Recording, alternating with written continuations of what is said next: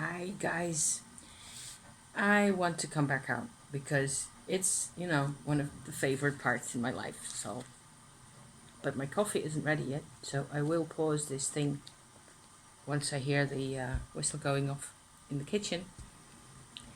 Not having had coffee, I'm also not completely awake yet, even though it's like the middle of the day. But that's just how it rides for me. I during the afternoon I always become available to life, and in the course of the evening, I'm perfectly awake and aware. And so, yeah. Um, this is going to be some sort of a witchy check in because there will be things that are quite personal and or developments of some sort of or other.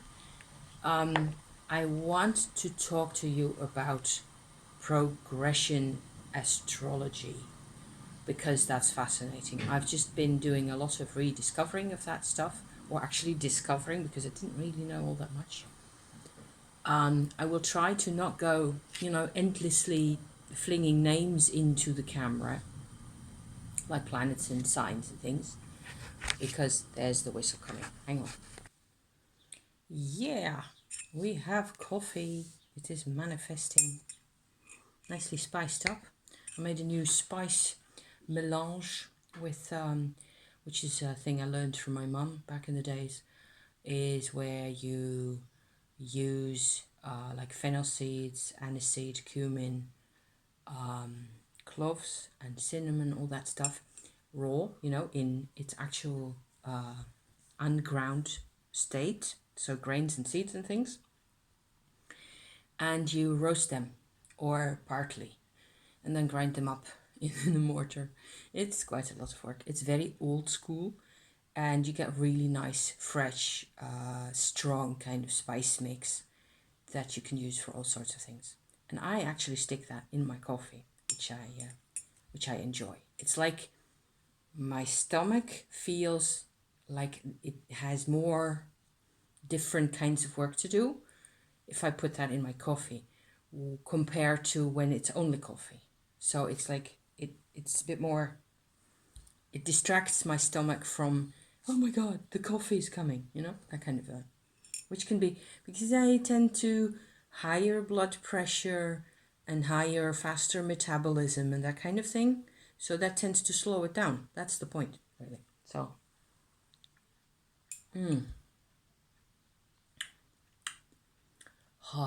yes. Doesn't matter what you stick in, it's always good anyway. So, in terms of what you check in, I've been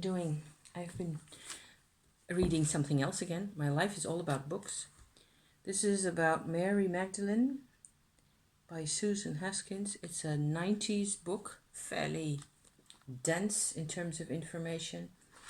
And she describes how the figure of Mary Magdalene has evolved over the millennia. Why am I interested in that? I've always been interested in female mysticism. It's just a part of what I like to read or work with sometimes even.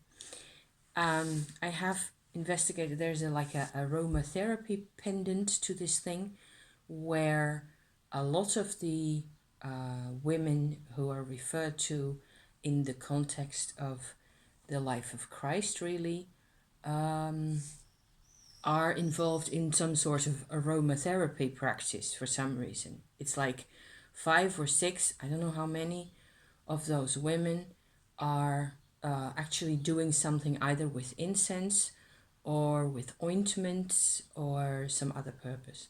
And so I found that really, that's what really attracts me most of all in this whole story. And one of the specific ointment that Mary Magdalene uses in, even in the original of the text, I think, although it has been shifted around and manipulated so many times that it's really hard to figure out what's real by now. What she uses is a mixture of myrrh and spikenard. And actually, how I got back to this book is because I have this book. There's another book that I want that has a better analysis of this, how she, a better presentation of how she uses this ointment for anointing the feet of Christ, whereas there's a couple of different types of anointing that were used back in those days, all of which is completely fascinating to me because of the essential oils and all the rest, the sort of a mythological or story like background or even religious background to that is mildly, it's like 10% of my interest and 90% goes to this stuff. So this, I actually had a little flask of myrrh oil left, which had a problem in that it contained, they have these little plasticky like dippers that, that you can use. Only the myrrh is so strong that it actually dissolves the connection between the dipping bit and the thing you hold on to, and in there, and so what you get is you get the dipping stick is stuck inside the bottle and you can't get it out for love or money. So I had to do a bit of magic to repurpose the myrrh oil back into another flask. This one actually says rosemary, so that doesn't have anything. It didn't have any rosemary, it was empty in it. And I put in a couple of drops of spikenard and the leftover bit of myrrh that I still had. This smells really special. Like I've noticed often using spikenard, nardus or nard even, or in the its Indian name is Yatamansi, if I pronounce that right, and it's also called false valerian. So it has a bit of a valerian-like smell. It's quite logical that it would be called false valerian. But it has a property that the actual sort of pungency of that smell fades quite a bit, I think, in combination with other essential oils that are strong enough. So it's a fascinating essential oil to be using in combo with other things, and it kind of gives a grounding and earthing type of a vibe to that. So I have a little Mary Magdalene quartz crystal. That's just basically a quartz, clear quartz that has tiny amounts of iron oxide in it. And I have a really nice moonstone, this one. See, that's actually a brown gray type moonstone. And there's another thing I want to talk to you about. So this is all about those little bits in my life that are sort of jostling for attention at the moment. I found that everybody talks about moonstone and fertility or the female organs and that kind of thing, right? I found that I was wearing white moonstone at first until a day or so after my ovulation. At that point, I felt like the white moonstone wasn't doing it for me anymore. It wasn't making me feel more peaceful or more open or receptive or any of those things, which is what I tend to associate with white moonstone. Then I thought of this one because I'd reorganized all my crystals. Everything is sorted and kind of out of the way quite a bit more now, so I'm happy with that. And I'd found this one as well and put it somewhere where I could find it easily again. And so I took this one out instead and put the white one back in the box for this part of my hormonal cycle. I can absolutely tell that this is much more of a warming kind of moonstone. So I thought that might be interesting to some people out there. I have to drink my coffee also. I have a bit of crystallized ginger in here. I also have a black moonstone, which has like a circle on it on one side, or like a facet or some sort that actually has this color, this brownish color, and the rest is really black. And so I'm thinking that I will use that at the end of my cycle, and that will make sense to me then. I don't know. We will find out as we do this. So I've been wearing this combo in this little pouch here of the moonstone and the little clear quartz like that, and the mixture of the oils, and that's actually given me a sense of stability over the past couple of weeks.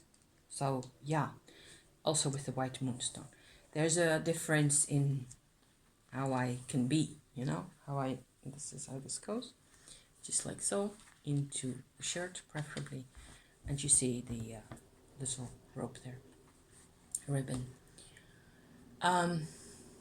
They've been good weeks. I think we've done quite a lot. I've been very busy. Like I said, I cleared out all my crystals. It's all much more organized. I have, of course, like, any crystal nut. I have all these little tiny ones. I have pendants. I have larger crystals. I also encountered this one in my collection that I also inherited from some granddad or other. Look at that. That's a dioptase. It's gorgeous. And it's got a really special, it's actually supposed to have a Christ-like protection vibration to it. So I find this very appealing now because I want all the protection I can get. Thank you very much. So I've been doing very little tarot. Maybe not so surprising after all the dark interviews and the dark spreads and things that we've been doing. It was quite enough for a bit, you just have to, it has to settle. You can't just go on that kind of a wavelength for ever and ever. You have to come back to sort of normalcy, whatever that means, and then do something else for a bit. So quite a bit of reading. I'm still kind of reading my Netherlands history relationship to the East Indies kind of a series, and sometimes I'm sort of quietly reading bits of that during the week, not too much. Another new initiative that came last night, actually, because I was watching on YouTube somebody making these gorgeous leather-bound books, hand-binding books and things. I felt like they only make the book and they don't use it afterwards, it looks like, or they just use it for decoration. And I wanted to have one of those books, but with the Kabbalistic text of the Zohar in it.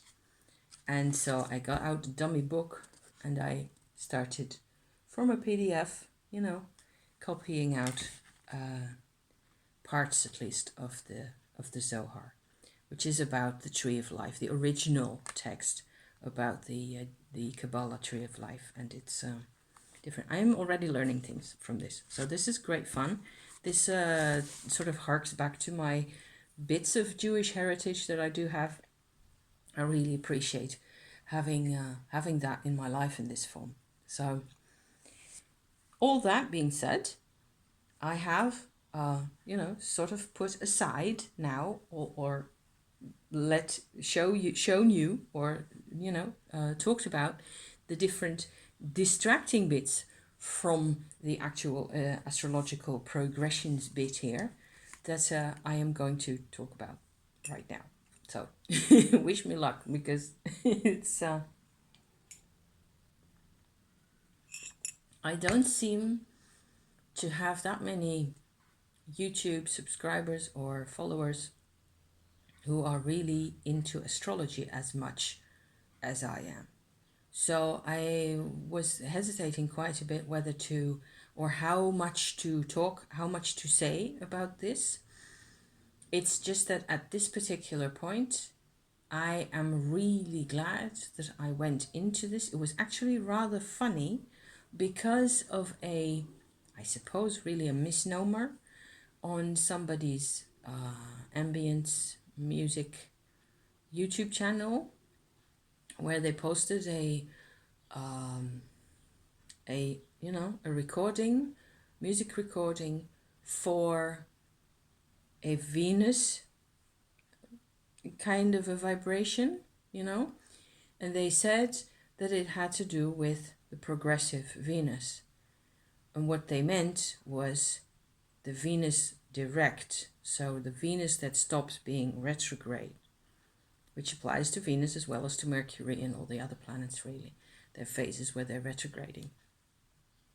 And they seem to be moving backwards from where we are. And then they stop doing that. And there's all sorts of terminology associated with that. And progressive isn't one of them. So I was like, why is this having to do with progressive Venus? I'm really confused here. Then again, I know there is such a thing as a progressive Venus, but what is that exactly? If it doesn't have anything to do with the whole retrograde business. So I started Googling, as you do, and I think it's taken me all week, really, all the past week. Today's Friday, by the way, the 3rd of July, and all week and a bit of last week as well, where I was basically discovering at first, having a bit more of a hard time. You have to do quite a bit of research as to how people actually use this stuff, even. There's that, and what it means, right? And then there's the technical stuff as to how you get the chart that you're supposed to be looking at. So there was those two things.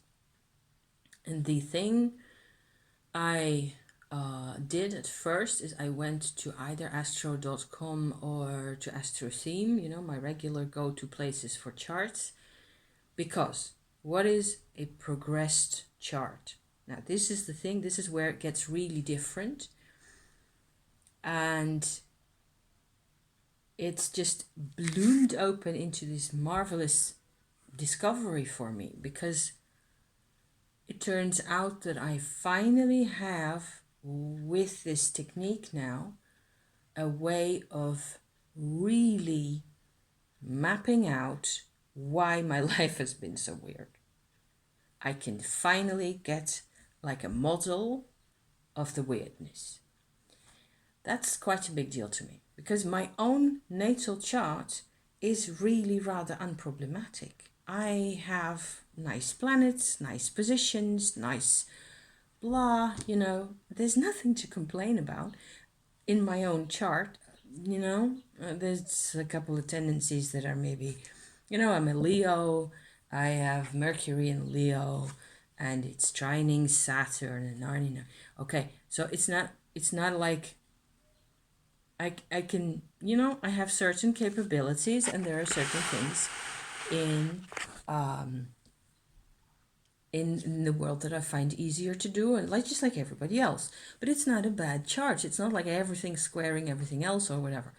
So I've always had a really hard time, especially recently, what with all the psychotherapeutic stuff that I tend to put myself through,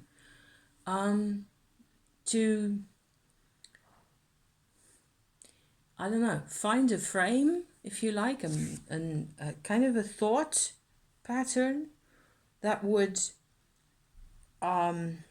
allow me to understand a bit better the periods in my life that were really difficult, and the level of distress, basically, that's been, and how that's happened, how that's affected me, and all that kind of thing.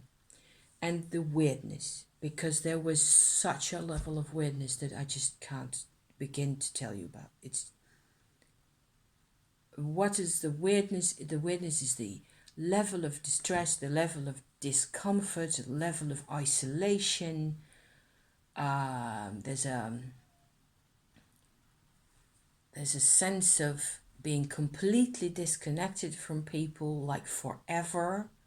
I wasn't even properly, in my own opinion anyway, connected to my own mother, that I lived with for quite a long time, at least until I was 18 years old, and then on and off visiting, until I was 28.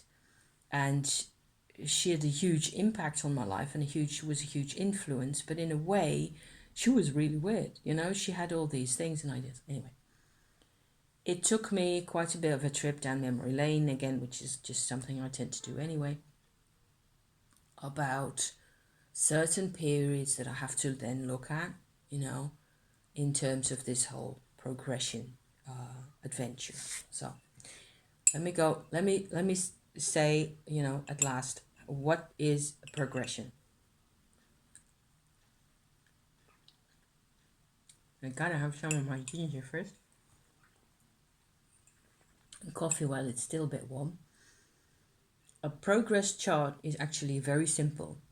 if you want to know, say you're 50 years old, or 10 years old, or 20, instead of looking at the chart that you get at 20 years of age, you look at the chart that you personally had when you were 20 days old. That's it. That's all there is to it. So it isn't like this massive complex calculation going on, really, because we have computers to do that for us nowadays. There's a website that I found that actually allows you to put in your birth date and then the date for which you want that type of chart, that particular type. I think they can also do it on astro.com, by the way, of course. Though I haven't looked. I just ran into this one and I've been using this one ever since. And the interesting thing is that it looks, after having, looked at and printed out quite a pile of those types of charts for my own life, for my husband's life, and even a couple for my parents, I have come to the conclusion that what actually happens is that when we are born in a particular set of circumstances in terms of vibration, in terms of energy, in terms of what the planets are doing. If your moon is in this sign, it is different from when the moon is in the next sign. And that applies to the whole of the configuration of the planets that we have. The sun, the moon, your, house positions and all that stuff.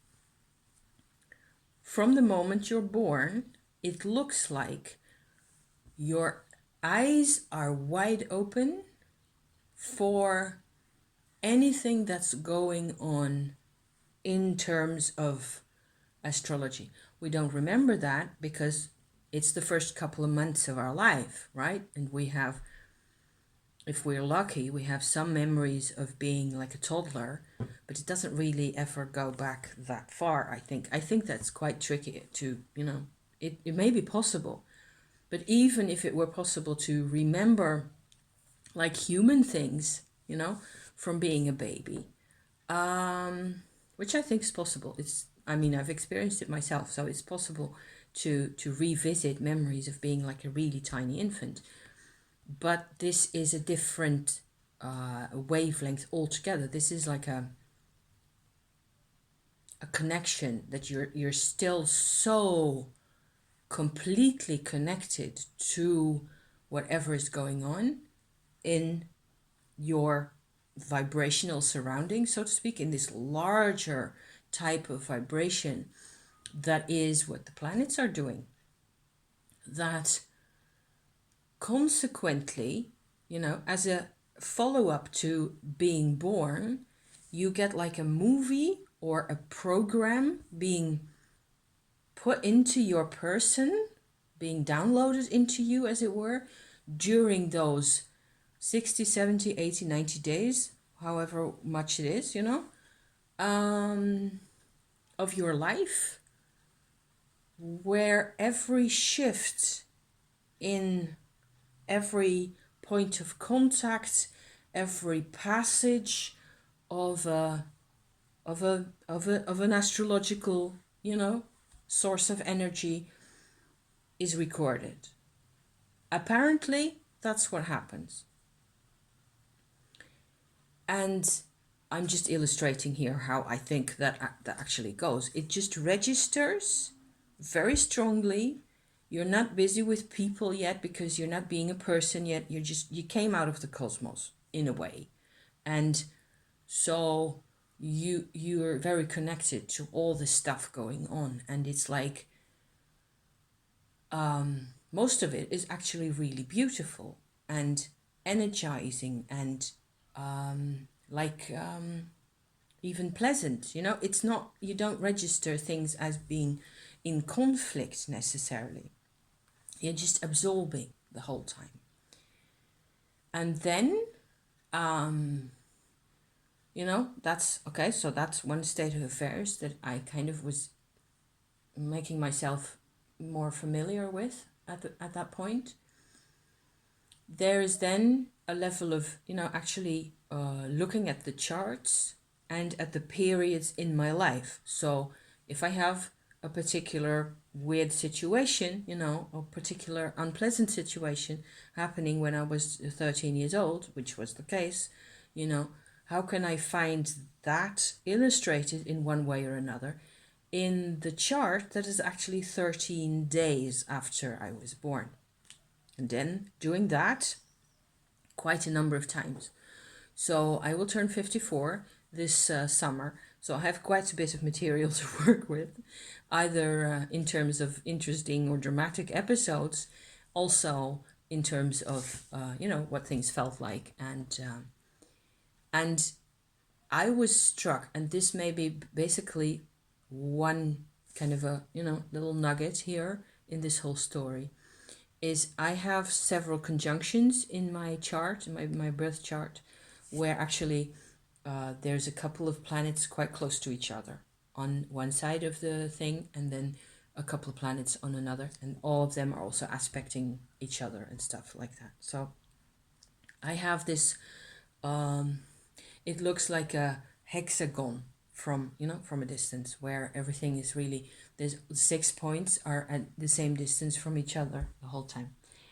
And what you get in this period after you're born is that, especially in the case, what my big thing with this whole, why this is important to me also, and what I'm going to think about again and again, is that I started off with 3 planets very close to each other in Cancer, followed by Mercury on the edge of Leo, and then the Sun in Leo. So it's like a hand, really, like those 5. And I'm not counting the middle of the the apex of the heavens, so the middle of the sky, the MC position, which is also right there, and it also counts. So what you get is, after you're born, those planets are still moving. Some of them will go retrograde. This applies to any chart in any position, of course. Some of them will go retrograde at one point, or if they have been going retrograde at the time you were born, which was the case for me for Mercury, by the way, it wasn't moving forward into Leo, it was moving back towards Cancer again. So that's a point which I hadn't really thought about. There's so many things. Anyway, at some point it will stop going retrograde again. I can look up whether it actually went into Cancer again. I'm not completely sure. I don't think so. I would have to look up what the period was exactly. So that's fine. What the thing is that it's a machine. The whole thing is a machine, and all those planets that were there like that in a particular position the moment that you came into existence, in a body being born, you start witnessing what the planets are doing. And some of them are catching up with others, and stuff happens. And others are sort of racing ahead, then going retrograde again, blah, de blah. It's a very large, multidimensional, emotional puzzle that you're part of, that's going on during those months. And my, central focal point here at the moment, that I'm trying to tell myself is really my focal point, also because I tend to, very easily drift off into all these academic side paths and go, get very interested in all sorts of things. But the thing that's crucial to me is there are a couple of really crucial things. But the one big thing really is that I have these planets in Cancer, and all my whole sense of security, of family, of safety, also relating to money matters, by the way, was destroyed very early on in my life, because the last of those 3 planets, the 3 that are in Cancer like that, the one that's actually first in the sign is Mars, then Jupiter, then Venus. They're really close together. what happens is that Mars is overtaking Jupiter and then overtaking Venus. And that, to me, illustrates how I was left with no security, no sense of security, no sense of even a sense of self at all. And the process of Mars, moving forward and catching up with each of those points, including Mercury, including the Sun later on, and all that, each time that happens, it just creates havoc. It just so there's a thing to look for. The thing that one of the things that I found particularly interesting in this whole progressions charts thing is that what Mars is doing, whatever is closing in on your ascendant. And the other thing that I noticed is that it isn't about real moments, because you get a chart for a day. It is like there's very little difference between today's chart and tomorrow's chart, right? There are basically just lines there that are moving quite just slightly, and your moon position is changing quite a bit. The moon is changing fastest of all, of course, and then Mercury and the Sun are changing. So if you look just at a couple of days in a sequence, there's going to be a fairly little bit of change, and you have to look at the detail in order to connect that with the actual years where the things were going on.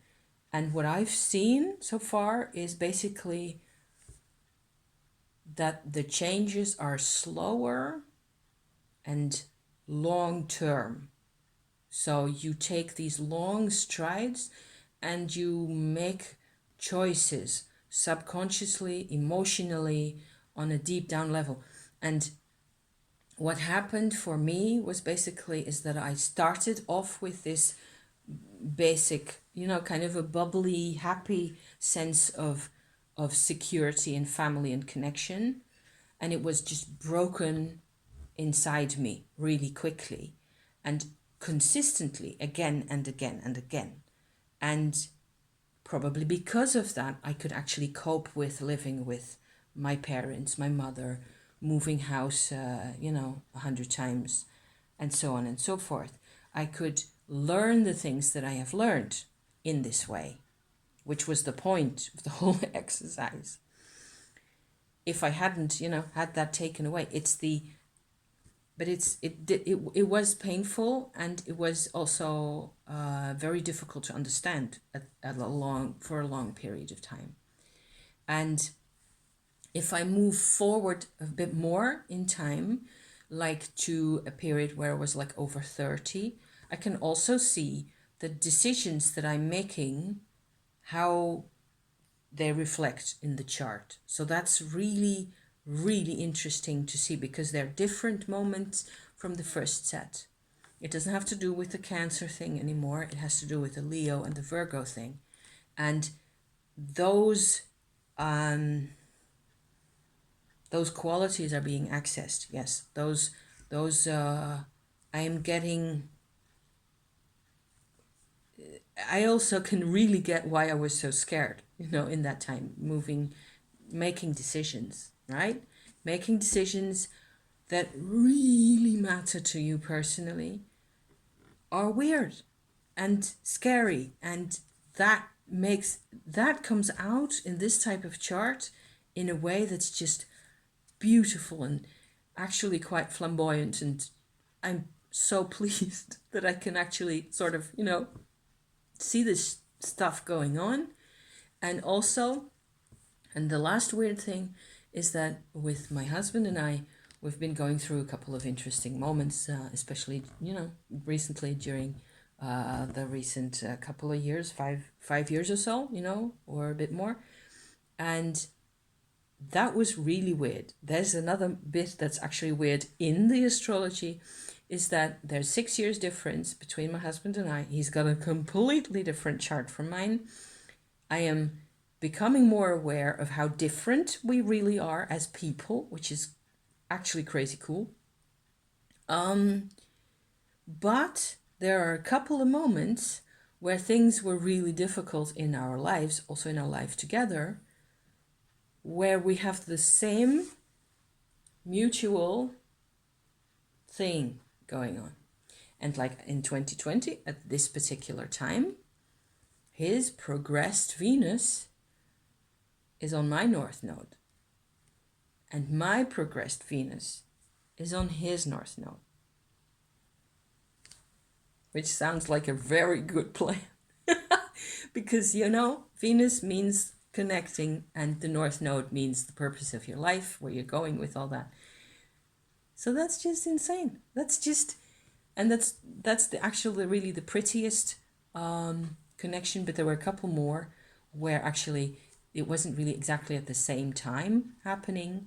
And all these things, like this Venus on the North Node, takes a whale of a time. It's a position that actually you can, even though you restrict the orb, the actual point of how long does it count as a conjunction? In progressions, you use 2 degrees max. You cannot use the regular orb of 6 or 7 degrees for things to be, counted as being on top of each other. So in this case, because it's really a chart, you're using charts that are for days and expanding them to mean a whole year. So when it just moves this much during that particular day, what happens if you make it count for a whole year, it becomes like this big, right? That's what it does. It's psychedelic. It's very psychedelic. Very weird. So I love the weirdness because there's been plenty of weirdness in my own life all the time that didn't make sense to me.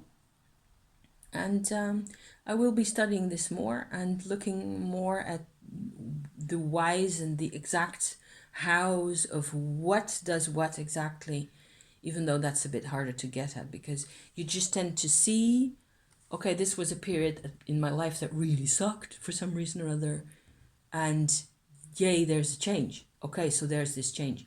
What I tend to see it as choices. Slow, serious choices that you make for yourself. And there's a couple of really cool ways of looking at that. Where your ascendant position is progressing to, that's definitely a point that is worth looking at. At that point, you tend to